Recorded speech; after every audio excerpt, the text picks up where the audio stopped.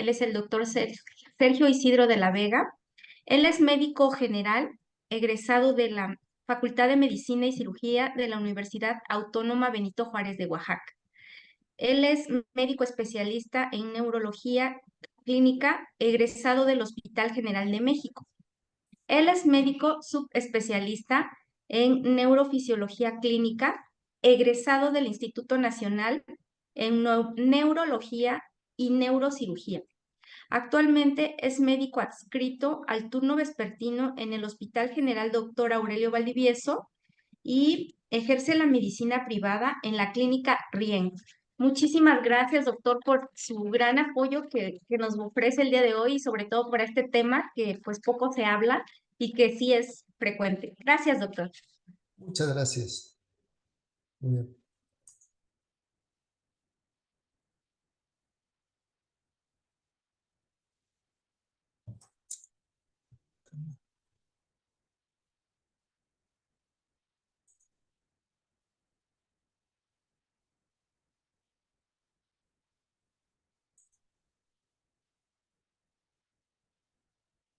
Ahí ya se ve mi pantalla. Perdón. Sí, sí, doctor, nada más falta que la amplifique, se ve, pero también se ven las laterales, Ajá. en pequeñito.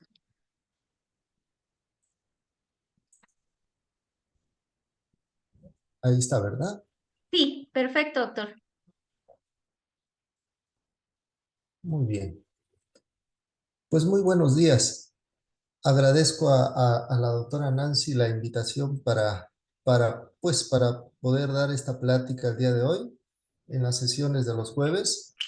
La plática que voy a desarrollar en esta hora se llama temblor.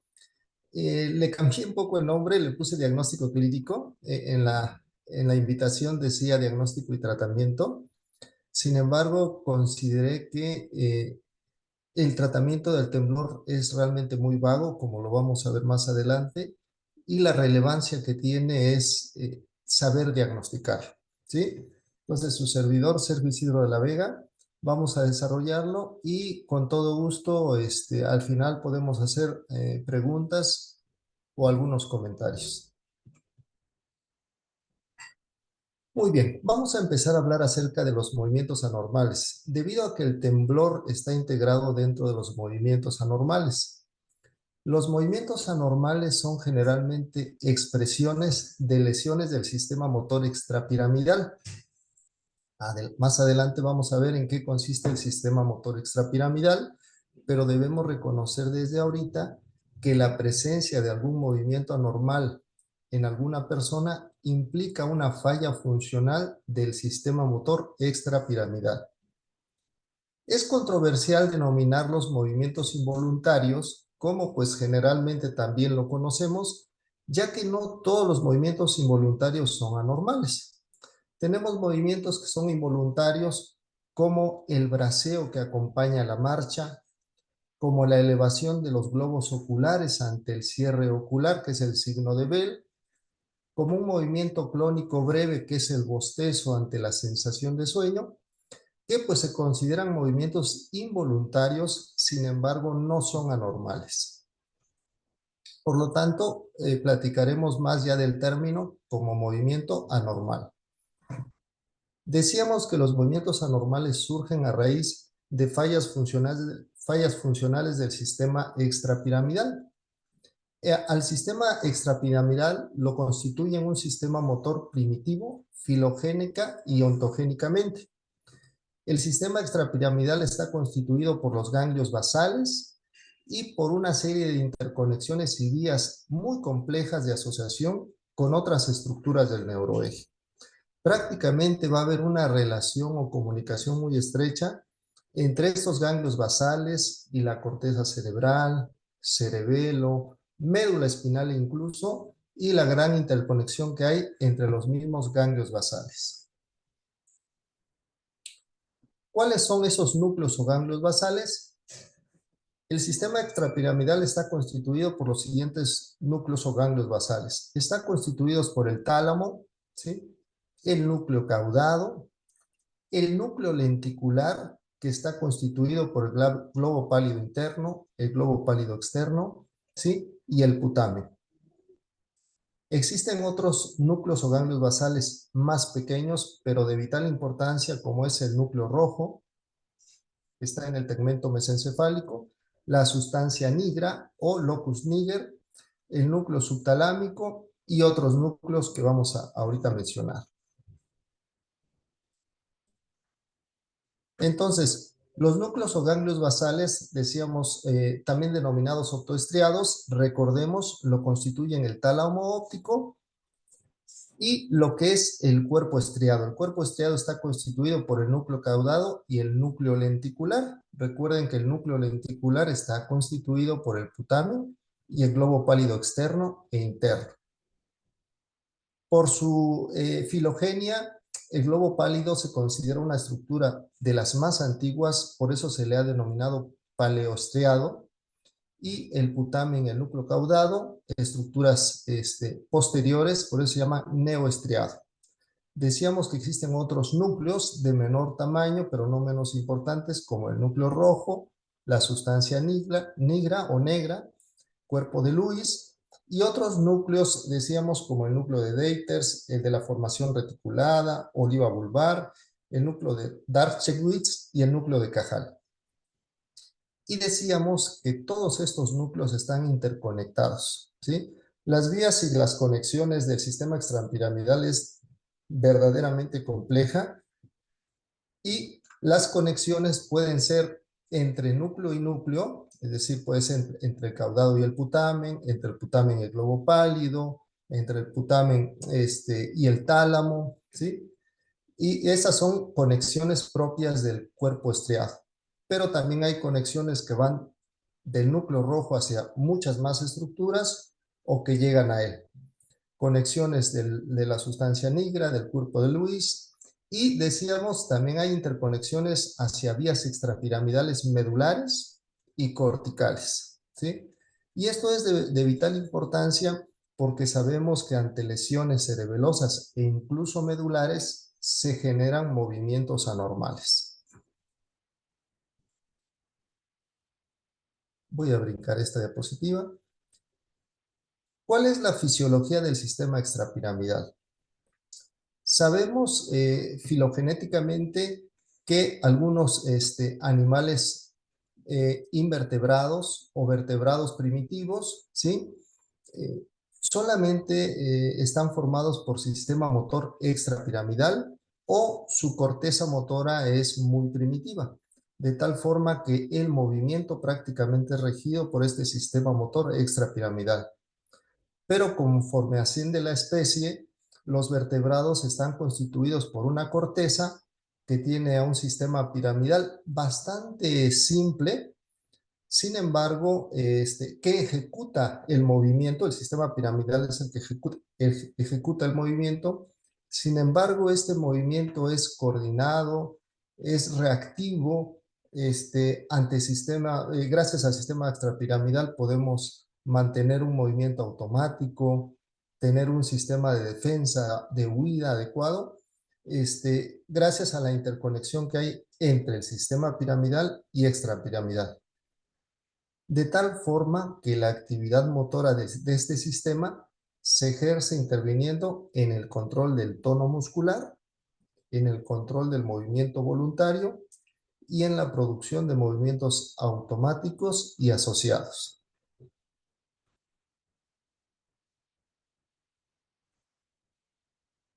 El control del movimiento voluntario se lleva a cabo por la conexión que hay directa entre la corteza, ¿sí? Entre las neuronas piramidales y las interconexiones que van directamente al tálamo, al caudado o al núcleo lenticular.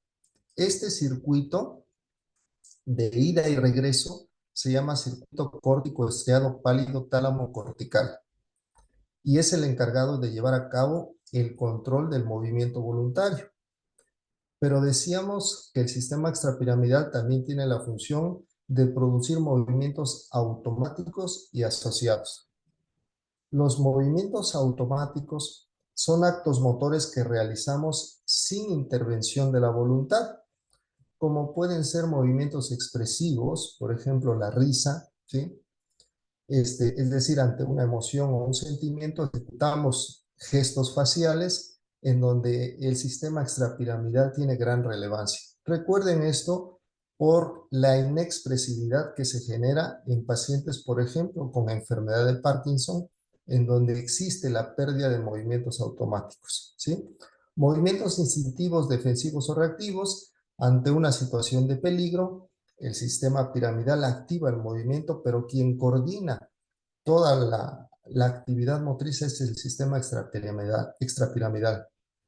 Y movimientos aprendidos por un esfuerzo volitivo, ¿sí? Es decir, tomamos una bicicleta y prácticamente sin que sea un acto ya tan consciente, ejecutamos ese pedaleo, ese movimiento del volante que implica la activación del sistema extrapiramidal.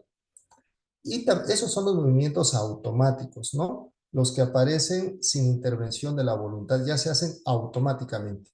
Y también existen los movimientos asociados, que son movimientos automáticos, pero que acompañan a movimientos voluntarios. El mejor ejemplo es el braceo, de tal forma que cuando vamos caminando, observen que no dejamos de mover los brazos, ¿sí?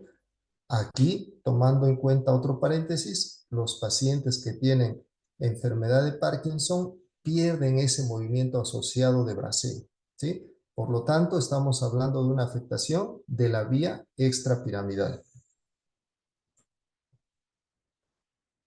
Cuando hay una lesión del sistema extrapiramidal, entonces hay alteraciones a nivel del tono muscular y de los movimientos voluntarios, tanto automáticos como asociados. Una lesión de cualquier tipo. Puede ser una lesión vascular, una lesión infecciosa, inflamatoria, ¿sí? Puede ser una lesión desmielinizante, o bioquímica, volviendo al caso de la enfermedad de Parkinson. Al tener una falla funcional ese sistema, pues vamos a encontrar alteraciones del tono muscular que pueden manifestarse como hipertonía, que en este caso sería la rigidez, hipotonía o distonía, ¿no? Que es un movimiento anormal. Cuando hay alteraciones del movimiento voluntario, se induce la presencia de movimientos anormales diversos, como el temblor al que vamos a dar énfasis en la plática, la corea, la atetosis, disquinesias y tics. Y cuando se altera la motilidad automática y asociada, se manifiesta por pérdida de la mímica emocional. Decíamos, esa falta de gesticulación, esos movimientos automáticos como risa o algún gesto al hablar se pierde generando la hipomimia. O esos movimientos asociados, ya decíamos, como el balanceo de los brazos al caminar, que es producto de la rigidez y la bradicinesia. Entonces, estas son las alteraciones que se pueden generar cuando hay una lesión a nivel del sistema extrapiramidal. En forma general, algunas estructuras anatómicas se reconoce bien el funcionamiento y las alteraciones que pueden generar. Por ejemplo, el globo pálido y algunas de sus fibras refuerzan los reflejos miotáticos manteniendo el tono, ¿sí? Tiene gran relevancia, pues, el globo pálido en el mantenimiento del tono, influyendo sobre la motoneurona periférica. Por eso sus fibras o interconexiones pueden dirigirse hacia núcleos motores tanto de tallo como de médula espinal. Núcleo caudado, putamen y algunas de sus fibras refuerzan el tono muscular también y su interrupción causa pérdida del movimiento y rigidez. La sustancia nigra cumple también un papel importante en la regulación del tono, del movimiento y la postura, y la pérdida bioquímica de dopamina produce tanto rigidez como bradicinesia. El cuerpo de Lewis tiene especial importancia en movimientos exagerados, que es la hiperquinesia, y se ha visto que una lesión unilateral de este cuerpo de Lewis genera hemivalismo, ¿sí? Que es un movimiento muy brusco de alguna extremidad. El núcleo rojo, aún con fusiones mal conocidas, pero parece tener una regulación en el tono muscular, actitudes y posturas, ¿sí? Entonces, podríamos considerar que el sistema extrapiramidal realmente está constituido pues por esos núcleos basales que es fácil de identificar pero por una serie de interconexiones, la verdad, muy compleja, que nos conecta hacia muchas otras áreas del sistema nervioso y que cualquier lesión de alguna de estas vías puede generar trastornos del tono muscular como rigidez y distonía o trastornos del movimiento, tanto hiperkinéticos como temblor, coreatetosis, etcétera, como hipokinéticos como es la bradicinesia. Y pues bueno, dentro de estos movimientos anormales existe el temblor, que es como tal una causa frecuente de consulta. La gente que empieza a tener temblor, pues por la difusión del padecimiento, inmediatamente piensa en que pueda cursar con la enfermedad de Parkinson. Y pues no es nada raro que lleguen a la consulta pacientes con temblor, que ya previamente vienen diagnosticados como enfermedad de Parkinson y pues que no lo son. Y esto pues tiene una gran relevancia por el pronóstico funcional. ¿Qué es un temblor? El temblor es un movimiento oscilatorio rítmico. ¿Sí? Esto es bien importante, tiene un ritmo y que es producido por contracciones tanto sincrónicas y alternantes rápidas y oscilatorias de músculos agonistas y antagonistas. ¿Sí? Entonces son contracciones involuntarias, tanto de músculos agonistas y antagonistas, que generan un movimiento rítmico. Rítmico implica que tanto la amplitud como la frecuencia de estas contracciones se mantiene, es similar. El temblor puede ser fisiológico, ¿sí? O patológico. El temblor también puede ser transitorio, puede ser un temblor que por periodos se atenúa y por periodos además se exacerba, ¿sí? Puede exacerbarse, por lo tanto, en su amplitud o en su frecuencia. Y es muy característico que cualquiera de los movimientos anormales cesa durante el sueño. El temblor se localiza con mayor frecuencia en las extremidades superiores y sobre todo en la porción distal de las extremidades superiores y con menor frecuencia en las extremidades inferiores. Sin embargo, también podemos encontrar temblor en las partes proximales, como es conocido el temblor cefálico, temblor de lengua, temblor de maxilar inferior, temblor de cuerdas vocales o un temblor troncal. De acuerdo con el número de oscilaciones, no sé si recordarán que luego ponen que el temblor tiene de 6 a 8 ciclos por segundo, o de 9 a 12 oscilaciones o ciclos por segundo. Este tipo de oscilaciones se basa en registros electromiográficos, ¿sí? Recuerden que la actividad muscular se refleja como potenciales de acción, de tal forma que el número de oscilaciones o potenciales que se generen en un segundo determina la frecuencia de un temblor, ¿sí? Entonces, esto se determina con estudio electromiográfico, se tiene que colocar una aguja en el vientre del músculo y se generarán contracciones, en este caso involuntarias, que nos van generando potenciales de acción. Tomando en cuenta esto que ven aquí, reflejaría un segundo, ¿sí? De tal forma que si en este segundo encontramos, por ejemplo, 3 o 4 ondas, podríamos decir que este temblor es lento, porque hay de 4 a 6 ciclos o ondas por segundo, ¿sí? Si este temblor tiene de 6 a 8 potenciales de acción o registros por segundo, se considera de mediana frecuencia, ¿sí? Y rápido cuando tiene más de 9 a 12 oscilaciones o ciclos por segundo, ¿sí? Entonces también van ustedes a ver durante la charla que hay temblores lentos o rápidos. Por su semiología, por sus características en la presentación del temblor, esto es lo más importante, el temblor se clasifica en un temblor de reposo, temblor postural o de actitud y temblor cinético o de acción, ¿sale? El temblor de reposo aparece pues cuando las extremidades o el paciente se encuentra en total reposo. Se le pide al paciente que se siente y que no se mueva.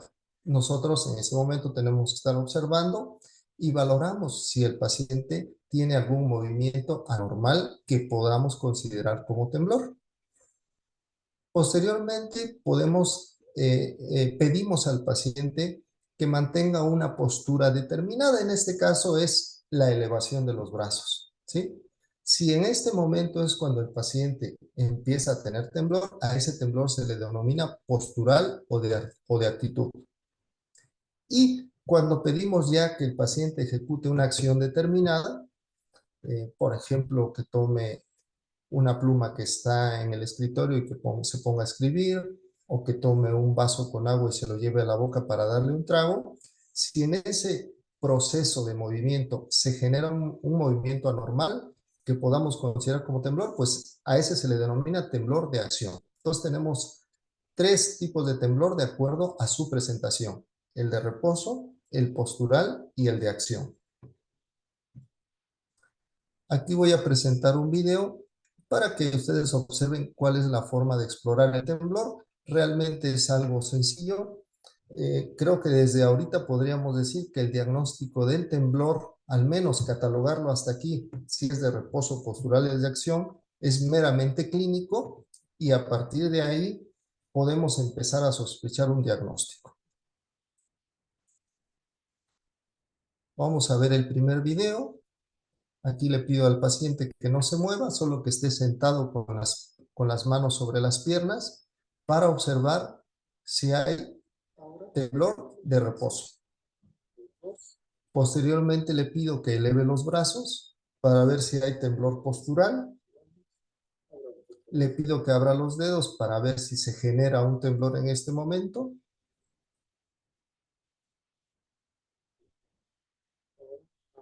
Y posteriormente puedo pedirle que haga una acción sencilla, como es la prueba dedo-nariz, para ver si existe algún movimiento anormal durante esta ejecución. En este caso vemos que encontramos normalidad en reposo, normalidad en postura y normalidad al ejecutar una acción. Si llegáramos a percibir un temblor discreto, ¿sí?, en este caso ante una postura, podemos pedir algunas pruebas un poquito más vistosas, como esta que les estoy mostrando, en donde pedimos al paciente que extienda los brazos, que abra los dedos y colocamos una hoja sobre la mano. La presencia del temblor empezaría a generar obviamente un movimiento más vistoso de aleteo a nivel del papel, que nos haría corroborar que existe un movimiento postural. Para valorar el movimiento de acción, podemos pedir estas pruebas, como ya se los mencionaba, aquí la vamos a ver en el video. Pedimos al paciente que tome un vaso con agua y se lo lleve hacia la boca para darle un trago. Si en ese trayecto existe caída de agua del vaso o un movimiento anormal, pues le pedimos al paciente que lo vuelva a repetir. Aquí vemos una prueba que hacemos también para observar temblor de acción. Le pedimos que dibuje un caracol similar al que está al lado de la hoja y le pedimos también que escriba su nombre. Tenemos que estar viendo y preguntándole al paciente si nota alguna variación en su letra, en la velocidad con la que escribe, ¿sí? Y vemos en el caso que hay normalidad, ¿ok? Entonces ya vimos la prueba del vaso de agua, la prueba de la espiral, la prueba de la escritura. Y también podemos observar si hay temblor bajo alguna acción o alguna otra alteración del sistema extrapiramidal, como pérdida de braceo o marcha a paso corto, por ejemplo. Entonces vemos el otro video. Tenemos que pedirle al paciente que camine en el tramo que tengamos en el consultorio y vemos que hay un movimiento de brazos prácticamente asociados, que decíamos que es involuntario y no anormal, ¿no? Pues con estos videos ya observamos qué tan sencillo es explorar la presencia de un movimiento anormal, en este caso temblor. Y entremos con las enfermedades o patologías que pueden causar el primer tipo de temblor, que es el temblor de reposo. Fíjense ustedes que el temblor de reposo básicamente es producido por los síndromes parkinsonianos, ¿sí? Entonces, encontrar un temblor de reposo implica identificar un síndrome parkinsoniano y darle un nombre de acuerdo a si tiene solamente signos de Parkinson o algunos otros signos que nos hagan pensar en un parkinsonismo, ¿sí?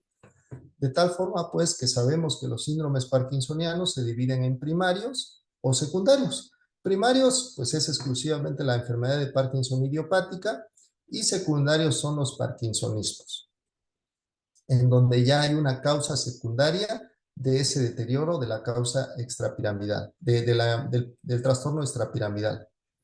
Hablando un poco de la enfermedad de Parkinson, pues sabemos que esta enfermedad fue descrita por James Parkinson en 1817, ya hace más de 200 años, y lleva por eso su nombre.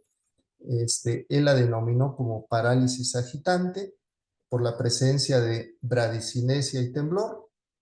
Sabemos que en la enfermedad de Parkinson lo que ocurre es una pérdida neuronal en la sustancia negra. Se empiezan a perder neuronas dopaminérgicas, por lo tanto desciende los niveles de dopamina, y la causa de la enfermedad de Parkinson pues sigue siendo desconocida. Se le ha determinado una causa multifactorial en donde puede haber factores tóxicos, fenómenos de apoptosis apresurada, fenómenos autoinmunes, fenómenos genéticos, etc. Es más común en varones de mediana edad, entre los 50 y 60 años de edad, y siempre hemos sabido que se diagnostica por una tríada clínica, que es temblor de reposo, rigidez y bradicinesia, ¿sí? Es prudente comentar que existen dos variantes de presentación clínica, que es la variante rígido-acinética, en donde el paciente no tiene temblor, pero obviamente tiene este diagnóstico de enfermedad de Parkinson. No es raro que haya confusión en el diagnóstico o más duda en el diagnóstico, porque no vemos el temblor de reposo característico de esta enfermedad. Los pacientes empiezan a perder braceo, se sienten lentos, marchan con cierto arrastre de un pie, a lo cual erróneamente se le empieza a denominar hemiparesia o con alguna alteración de otro sistema motor, como puede ser propiamente muscular o de columna, ¿sí? Y la variante, pues, de temblorosa. Entonces está la variante rígido-acinética y la variante temblorosa, en donde pues el síntoma como inicial o cardinal es el temblor, ¿sí? El tipo de temblor en la enfermedad de Parkinson, ya decíamos, es un temblor de reposo, ¿correcto? Esto es bien importante. Por lo tanto, relacionando esto con nuestra exploración, vemos al paciente que les voy a presentar, ¿sí? El paciente lo tenemos sentado, sin que ejecute ningún movimiento, y ustedes empiezan a observar este movimiento.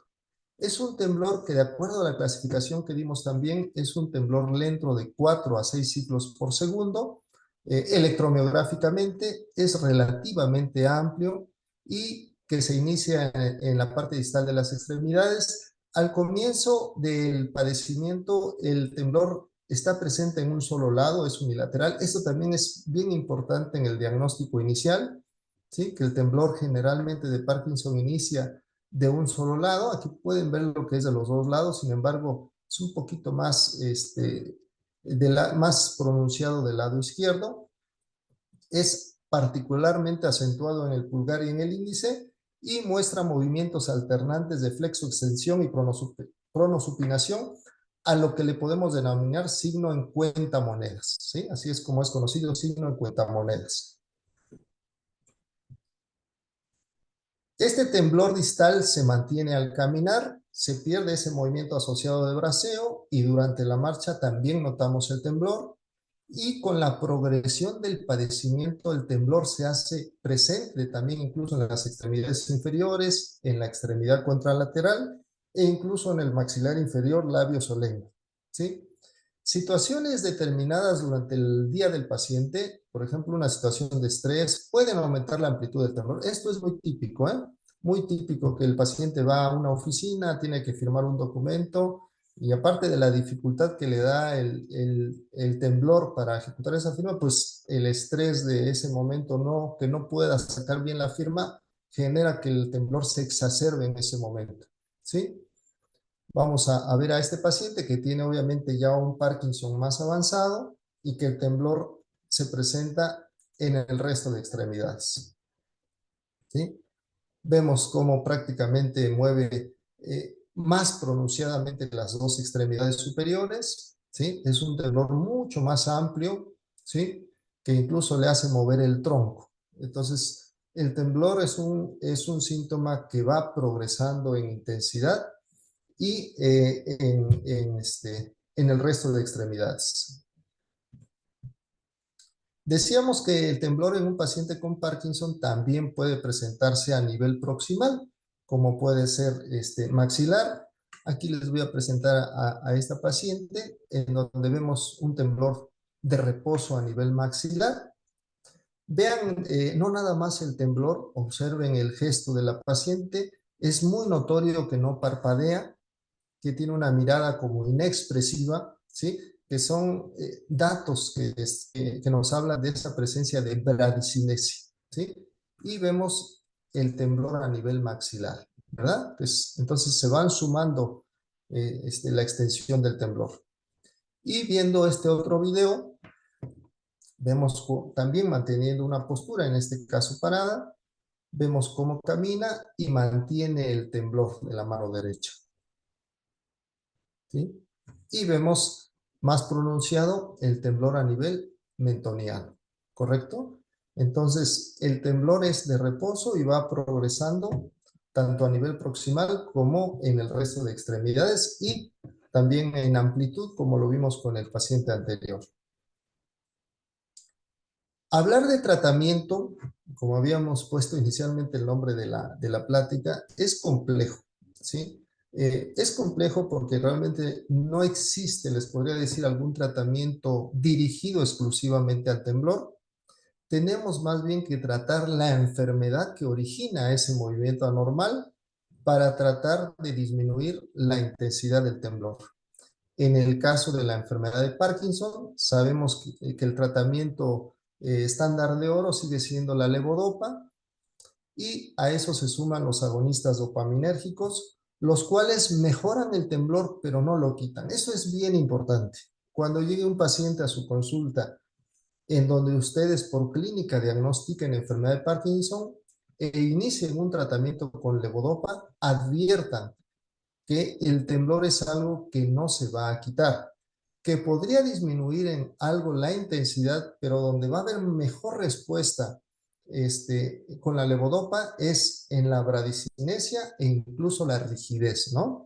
Que ese es un beneficio que el paciente no nota, pero nosotros le hacemos ver. Le vamos a decir que se va a vestir más rápido, que su paso va a ser más rápido, con menos torpeza, ¿sí? Que va a despegar más los pies del piso, y que va a tener el temblor, pero a veces el paciente por el aspecto social lo que quiere es no tener temblor, que van en el autobús y que no los vean temblar, que estén sentados en la espera de un banco y que no los vean temblar, ¿verdad?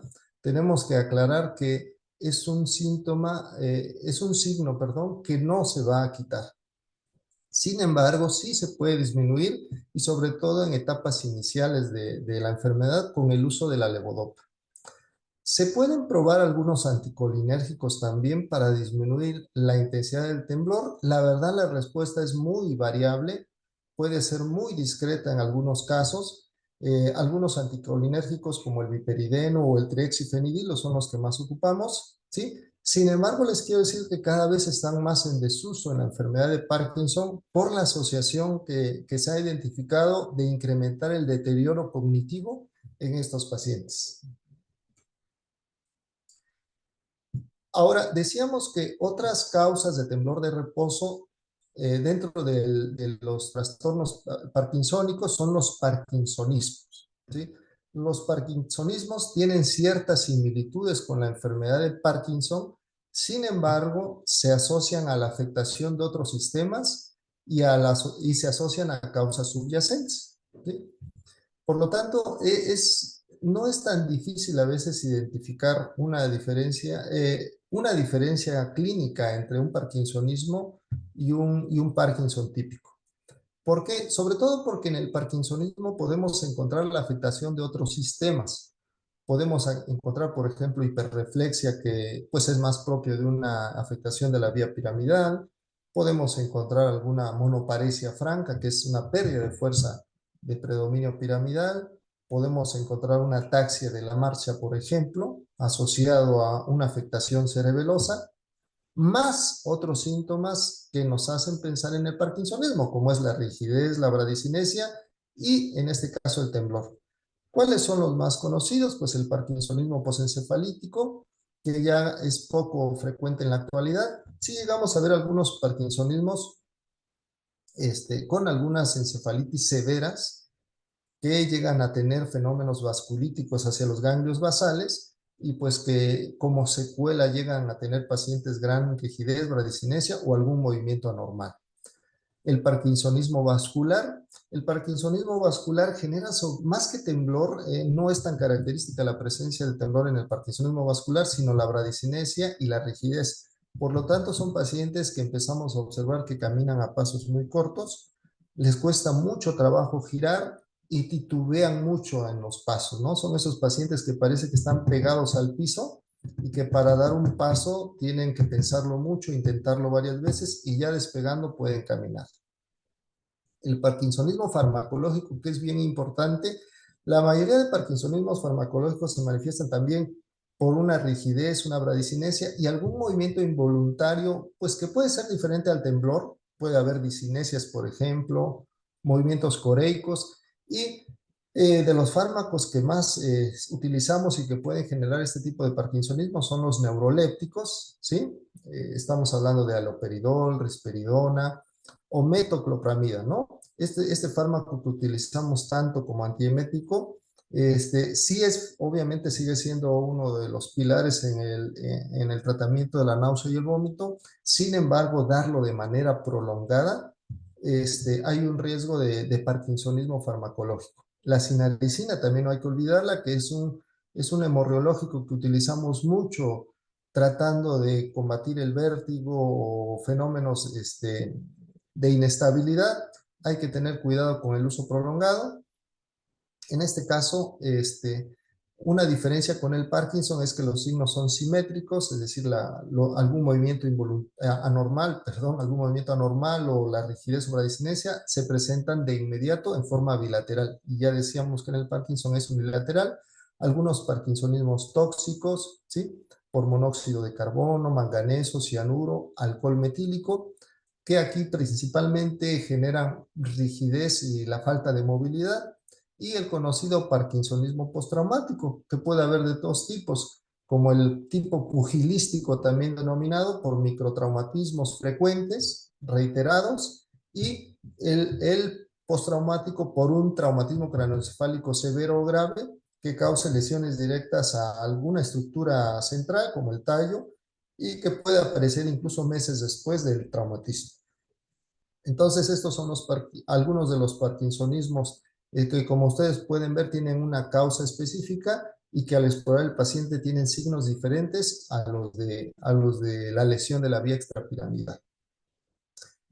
Entonces, hasta ahí serían los padecimientos que pueden generar temblor en reposo. Ahora vamos a ver cuáles son los padecimientos o las causas que pueden generar temblor de acción. El temblor de acción puede ser de origen primario o deberse a diversas causas que tienen como mecanismo subyacente una sobreestimulación del tono adrenérgico. Causas de temblor de acción primario es el famoso temblor esencial, ¿sí? Hay que reconocerlo, el temblor esencial es de los temblores más frecuentes y de los que más comúnmente nos podemos equivocar como diagnóstico informando que se trata de un Parkinson. Digo, nos podemos equivocar desde el punto de vista de que se presenta temblor, sin embargo, vamos a ver que el paciente tiene un temblor diferente, que es un temblor de acción. Es heredofamiliar en la mitad de los casos, con herencia autosómica dominante.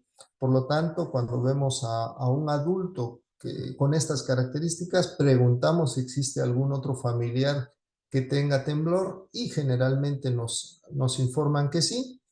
Inician comúnmente en la edad media de la vida, raramente muy joven. Sin embargo, sí llegamos a ver pacientes, incluso adolescentes, que empiezan con este tipo de temblor. En el temblor esencial se desconoce su fisiopatología. Esto es bien importante. no podemos decirle al paciente cuál es el origen, solamente se sabe que es una falla funcional, pues de alguna serie de interconexiones que ya decíamos tan compleja entre los ganglios basales, y incluso entre la corteza, ¿sí? Se desconoce su fisiopatología. Tomando en cuenta esto, pues podemos decir que no hay algún estudio de gabinete que nos pueda apoyar el diagnóstico. Entonces estamos hablando de un diagnóstico que es clínico, que se debe de hacer generalmente en la primera consulta, ¿sí? Es el típico temblor de acción que se detona al sostener un vaso, al alcanzar un objeto, al sostener un periódico, al escribir, etcétera, ¿no? La verdad sí llega, en algunos escritos todavía se denomina como temblor esencial benigno, pero pues prácticamente ha desaparecido la palabra benigno porque sí llega a generar incapacidad funcional en los pacientes. Afecta la porción distal de las extremidades superiores generalmente. Es un temblor más rápido que el temblor de reposo de Parkinson. Este es de 4 a 10 ciclos por segundo. Es más fino también, es menos amplio y puede ser inicialmente asimétrico, pero generalmente progresa la simetría en forma pronta. Es decir, son pacientes que sí vemos que tiemblan de ambas manos. Y sí puede haber incremento de temblor con los años. Una variante del temblor esencial es el ortostático, que se presenta también en las extremidades inferiores y es un temblor que se presenta solo al ponerse de pie, ¿sí? En cuanto el paciente se sienta o se acuesta, el temblor desaparece. Vamos a ver este video. Este video nos demuestra a una paciente que tiene esta característica de temblor, que es al ejecutar algún movimiento.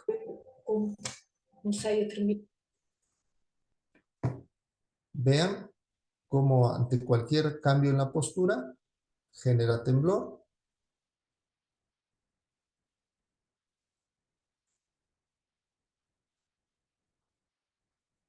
Al tomar un vaso con agua, inmediatamente se genera el temblor. Es un temblor distal, entonces.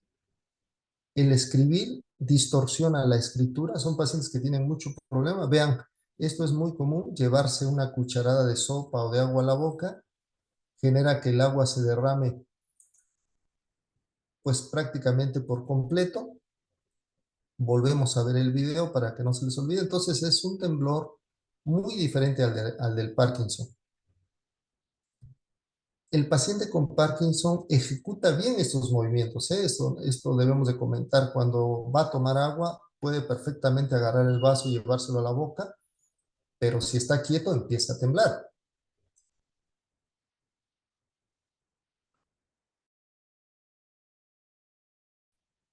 ¿Ok?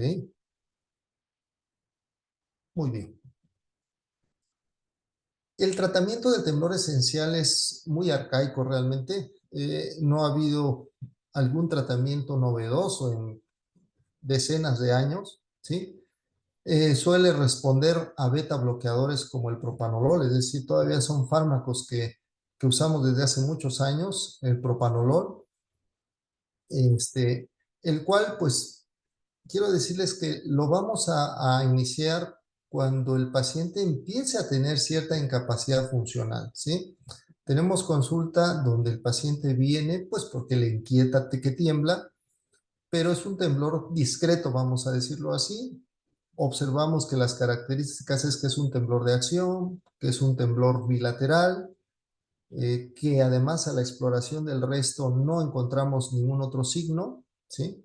Por eso se llama temblor esencial, porque es esencialmente el temblor. No encontramos otros signos dentro del paciente, no encontramos bradicinesia, no encontramos rigidez, encontramos una marcha normal, no hay ninguna otra cosa más que temblor. Pero si identificamos un temblor que no genera alguna incapacidad funcional, no hay por qué tratarlo desde ese momento, ¿sí? Le explicamos al paciente que no hay un tratamiento curativo y que por lo tanto, si no, si no está generando incapacidad funcional, que es preferible no iniciar un tratamiento pues que no va a parar porque sería de por vida, ¿sí? Entonces lo citamos con tiempos pues espaciados, 6 meses, a veces un año, y volvemos a valorar qué intensidad de temblor tiene. ¿sí? En el momento en el que identifiquemos ya cierta incapacidad funcional hablo, estoy firmando diferente, me cuesta trabajo escribir, ya empiezo a derramar un poco de agua o de sopa al llevármelo a la boca, entonces ahí ya es momento de iniciar un tratamiento con beta bloqueadores, ¿sí? Tratamiento que en adultos mayores también hay que tener precauciones, sobre todo cuando existe alguna arritmia cardíaca. Y se ha visto que este tipo de temblor mejora típicamente con el alcohol. Obviamente no es el tratamiento, pero sí se ha visto que pacientes con temblor esencial, después de tomar una copa de vino, una copa de mezcal, ellos notan que disminuye el temblor, ¿no? Hay cuidado por el fenómeno que pueden tener algunos pacientes ya de adicción, al notar que pueden mejorar con el alcohol, ¿sí? Incluso me acuerdo que en el Hospital General de México, donde hice la residencia, en la parte clínica de diagnóstico, pues se citaba a los pacientes con fines de enseñanza y que ya nuestros maestros sabían que tenían temblor esencial, nos pedían que, pues digo, bajo la autorización del paciente, que les ofreciéramos una copa de licor. Primero los valoráramos, veíamos el temblor, después les ofrecíamos la copa de licor y a la hora los pasábamos nuevamente al consultorio y veíamos cómo realmente el temblor desaparecía o disminuía en forma importante. No, esto lo hacían para demostrarnos que es un temblor esencial, pues, porque ninguna patología se quitaría con el consumo de poca cantidad de alcohol, ¿sí? No suele ser invalidante en la mayoría de los casos, pero sí socialmente incómodo. Esto es lo que más nos hace tener pacientes con este padecimiento y pues es nuestra función informar, ¿no? Que no hay tratamiento curativo. La verdad que he tenido yo, al igual que muchos de ustedes, una ola así tremenda de pacientes que todo lo quieren curar con el CBD, ¿no? Con el CBD y finalmente, digo, hay que informar que esto no es curable, que lo van a tener de por vida y que pues, la función es disminuir la intensidad del temblor.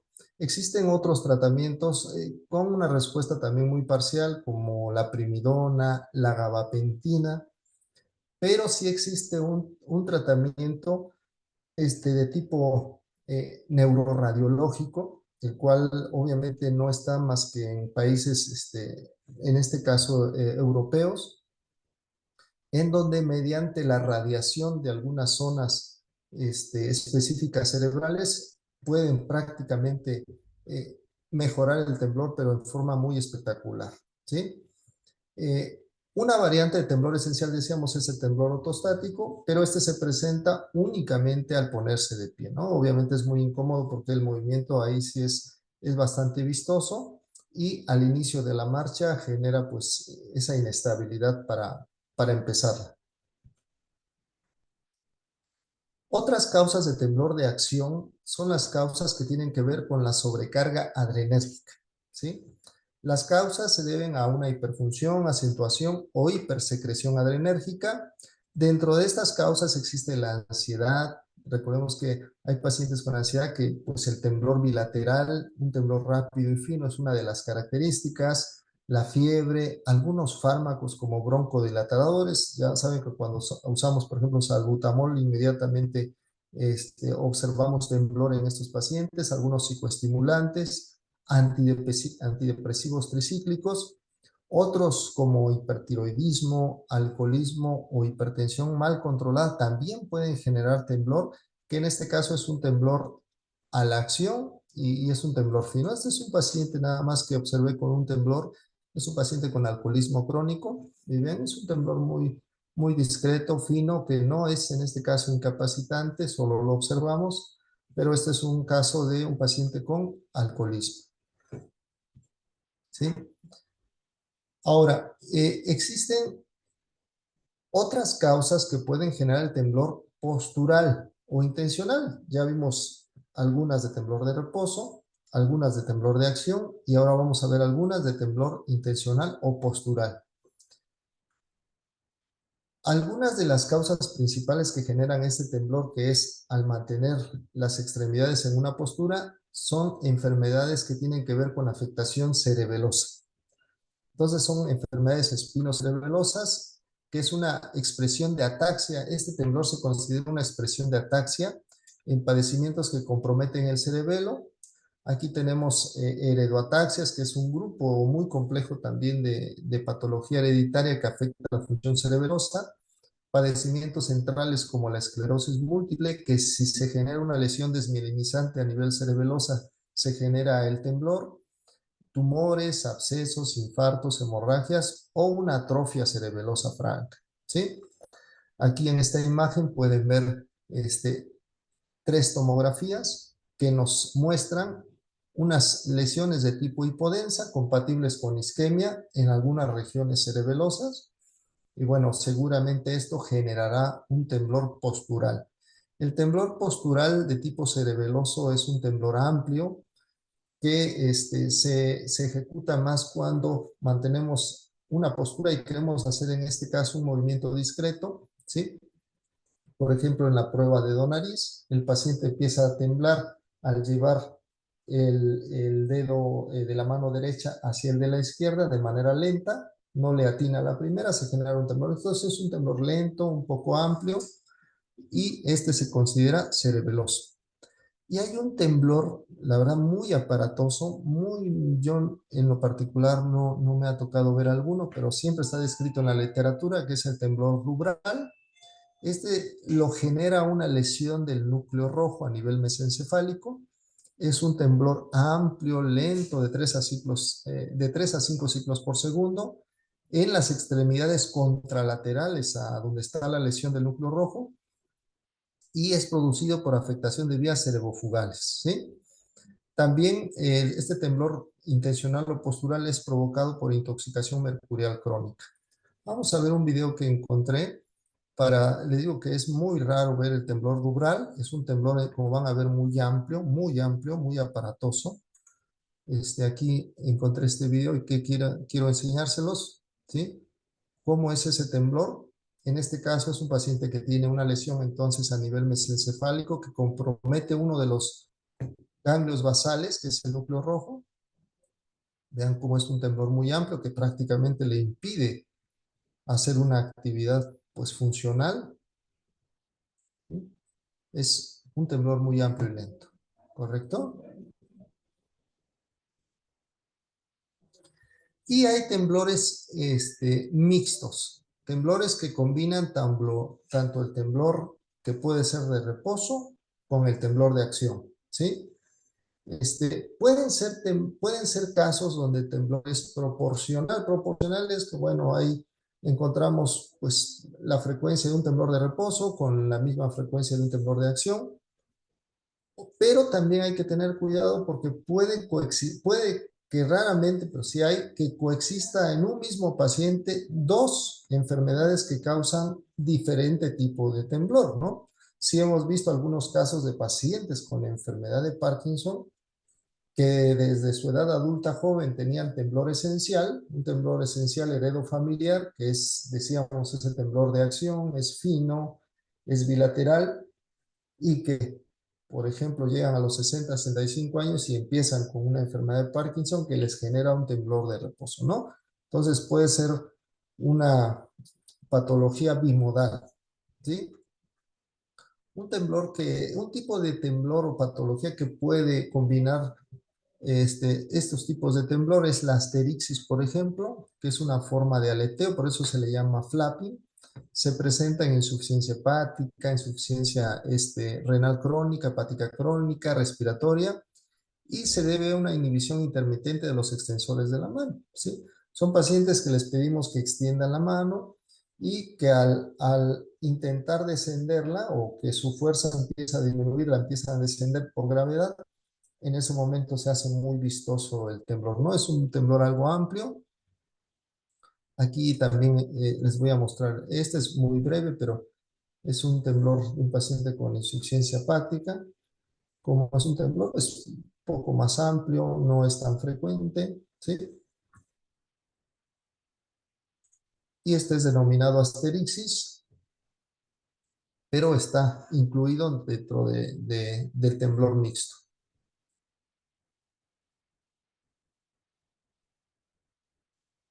Otras afecciones funcionales que pueden combinar los tipos de temblor, pues son los padecimientos de tipo psiquiátrico, como histeria y neurosis.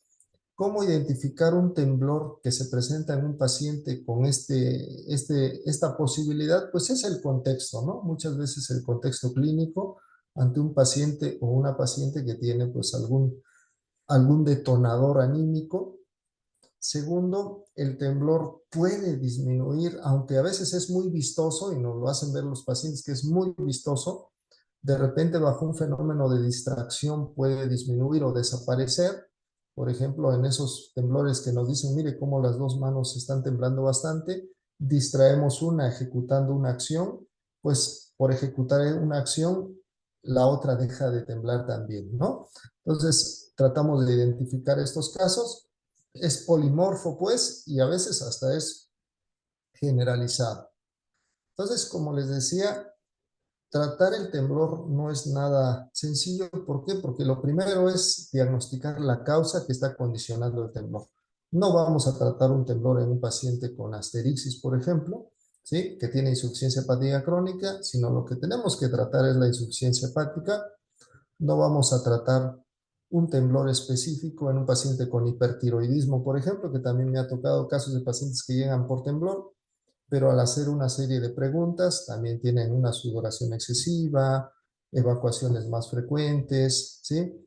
Taquicardia. Entonces, pues vamos a tratar el problema endocrinológico primario e inmediatamente disminuirá el temblor, aunque podemos usar de inicio, por ejemplo, hay algunos beta bloqueadores. Entonces, el tratamiento del temblor no es específico. Debemos de tratar el padecimiento que lo origina, y secundariamente disminuirá el temblor. Y algo bien importante que les quiero comentar, ¿sí? Es que una regla que es muy útil para el diagnóstico del temblor, aparte de las características semiológicas de cada tipo de temblor, de lo que ya vimos, su amplitud, su frecuencia, en qué momento se presenta, si es reposo, de acción o de postura, aparte de eso, es buscar la presencia o ausencia de algunos signos asociados que adquieren el valor de marcadores clínicos, ¿no? Entonces, si aquí me viene a ver un paciente porque refiere temblor, yo tengo que valorar su braceo, su marcha, su capacidad de lenguaje, reflejos tendinosos, ¿sí? Su capacidad cognitiva. Tengo que hacer una evaluación completa para poder llegar a un diagnóstico y explicarle cuál es la causa de su temblor.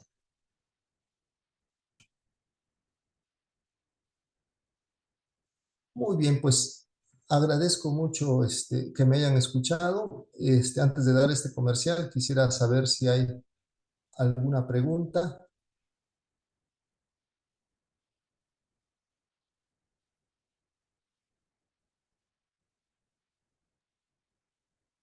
Doctor, muchísimas gracias. Una plática tan bonita descrita por usted, de verdad, estoy fascinada porque no, bueno, la verdad son temas que poco se comentan, como le decía yo. Entonces, fue llevándonos hacia el temblor desde, pues, la fisiopatología y todo. Fue muy bonito. La verdad es que dudo que haya, dudas, pero vamos a ver si hay algunas. Por favor, es el momento. Aprovechen que está el doctor Isidro, quien a propósito de este evento que va a haber, pues nos hizo el favor de darnos un poquito, una probadita de lo que vamos a ver en este evento prioritario de epilepsia 2024. Entonces, yo quisiera que pues pudieran externar sus dudas aquí en el chat. El link de registro se los vamos a pasar en un minuto más. Acuérdense que ahora ya va a venir con un pequeño cuestionario para que veamos qué han aprendido, ¿sale? Y sobre todo para poderles expedir su constancia. Bueno, aquí dice una pregunta el doctor Luis Leonardo. Buen día, doctor. Gracias por su ponencia y sus conocimientos, porque se nos presenta perdón, es que pregunto, ¿por qué se nos presenta en algún momento el temblor al realizar algún procedimiento quirúrgico? Sí, Bueno, hemos hablado muy al inicio de la plática que existe un temblor fisiológico y un temblor patológico, ¿no? Primero, considerar que pudiera ser un temblor fisiológico que se exacerba ante una situación que genera cierto estrés. Segundo, estamos hablando que si alguien percibe que tiene temblor al mantener una postura, porque en este caso yo me imagino a un cirujano que extiende sus brazos, que sostiene un objeto pequeño como una pinza pequeña y que además tiene que tomar con esa pinza cierta estructura pequeña y nota temblor, eso le diría que es un problema, ¿sí? Podríamos estar empezando un temblor esencial, que en este caso por el tipo de actividad laboral, pues sí se tendría que tratar, aunque sea solo bajo esa circunstancia, ¿sí? Gracias, doctor. Alguien, bueno, aquí comentan todo muy claro, doctor, un tema sin duda muy importante. La doctora también Itayuku dice que muchas gracias por todo y muy claro todo. Eh, ya no hay más preguntas.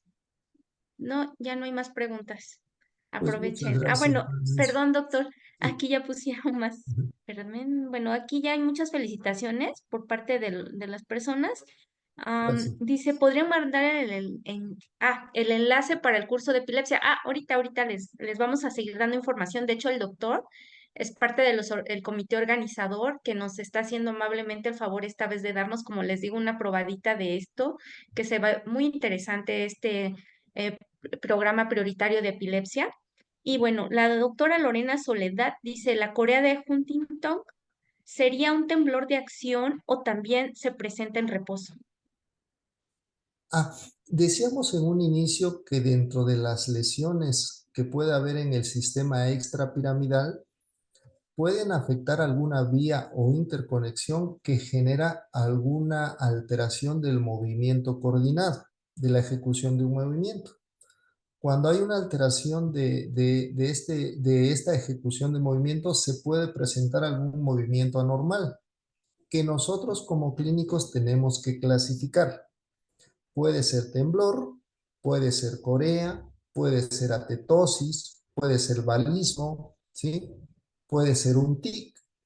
Entonces, contestando a la pregunta, no se trataría de un temblor, por lo tanto no lo podemos clasificar como de reposo de acción, sino se trataría de otro tipo de movimiento anormal que es denominado corea.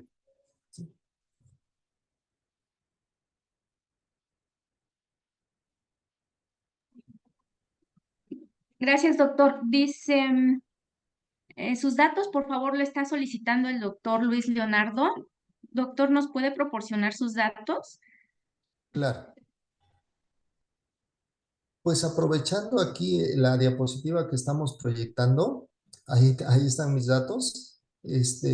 Quisiera invitarlos a todos los que nos hicieron favor de participar en esta plática a un curso de verdad muy, muy bonito que se va a llevar a cabo el día 26 y 27 de abril. La sede va a ser en el Salón de Usos Múltiples de la Facultad de Medicina y Cirugía de la UAPO.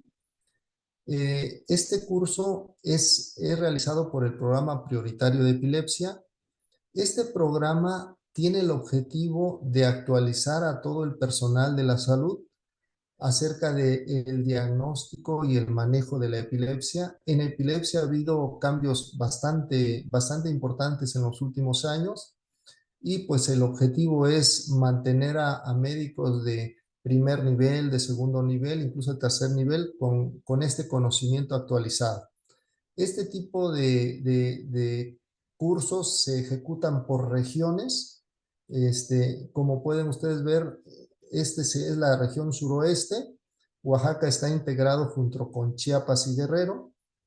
Y pues la idea es invitar a todos ustedes para que asistan.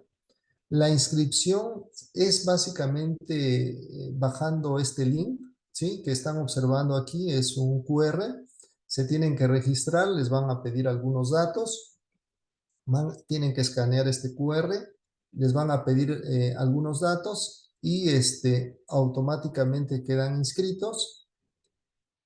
Por el objetivo que tiene el programa, que es de informar y de actualizar el conocimiento, es un programa que prioritariamente otorgará becas, ¿sí? Entonces traten de hacerlo oportunamente y apartar esas fechas. Y si desean ustedes un tríptico de manera personal, impreso, o alguna información más específica, ahí es donde encuentran mis datos. Aquí los tienen en la parte superior. Teléfono y WhatsApp 951-128-3086. Aquí les pueden enviar, por ejemplo, la imagen esta con el QR para que ustedes lo puedan hacer, o venir directamente a calle Prolongación de Emiliano Zapata, número 905, Colonia Reforma, en la recepción de la Clínica RIEM, para que se les otorgue un tríptico impreso y pues lo tengan ustedes. Ahí viene el programa, que lo tengo aquí en la siguiente, vamos a ver, en la siguiente diapositiva.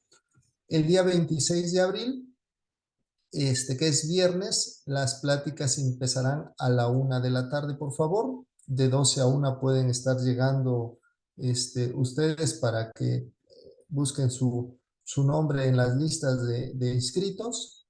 El curso empezará a la 1 de la tarde y terminará a las 7 de la tarde, ¿sí? Aquí vienen las pláticas que se van a impartir. Algo muy bonito es que hay talleres en video que nos hacen identificar algunas crisis epilépticas complejas. Eso va a ser muy interesante. Y el sábado 27 de abril inicia el curso a las 9 de la mañana y termina a las 2 de la tarde. ¿Correcto?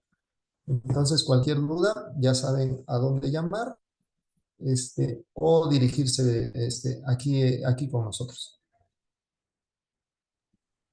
Gracias, doctor. A usted, Este, doctora, muy amable. Janet Adriana, excelente ponencia, le comenta a usted. Y el doctor Iván Pimentel, saludos cordiales, excelente tema. El doctor Jonathan, buenos días, excelente ponencia. ¿Qué relación hay entre el temblor y las fasciculaciones musculares? Gracias. Sí, ¿no tendría alguna relación fisiopatológica? Las fasciculaciones se consideran un proceso de denervación. Denervación implica que no hay una buena conexión entre el nervio periférico y las fibras musculares, ¿sí? Por lo tanto, hay padecimientos muy aparte que generan las fasciculaciones. Las fasciculaciones son contracciones musculares, pero de pequeños gruesos de fibras musculares, y que muchos hemos notado en nuestra vida común ante un proceso de fatiga, incluso ansiedad. Notamos que nos brinca por ahí, como decimos, nos brinca la carnita en alguna parte del cuerpo, en el brazo, en la pierna, en la cara. Y esas se llaman fasciculaciones fisiológicas normales. Pero cuando empezamos a percibir o a notar fasciculaciones que no cesan o que se presentan en varias partes del cuerpo y que además se empiezan a asociar a atrofia muscular, bueno, ahí se puede tratar de padecimientos en donde el paciente está perdiendo fibras nerviosas importantes, y la conexión entre la fibra y el músculo, la fibra nerviosa y la fibra muscular es inadecuada, y eso hay que atender. Entonces, se trataría de dos movimientos, vamos a decir, que tienen una fisiopatología diferente, y, y por lo tanto los padecimientos serían también diferentes. Gracias, doctor. Preguntan aquí si al curso puede asistir personal de psicología y de nutrición. Sí, excelente pregunta. Sí, claro que sí. Este curso va dirigido a psicólogos, a médicos, les digo, de primer nivel, de segundo nivel, estudiantes sobre todo, y pues a final de cuentas es de actualización. Todos estamos interesados en epilepsia, que es un padecimiento muy común y que tiene repercusiones no nada más en lo orgánico, ¿no? Sino también en lo mental, en las relaciones familiares. Entonces, claro que sí, sí pueden asistir. Gracias, doctor. Pues hasta ahorita ya no hay más dudas, por favor, última oportunidad.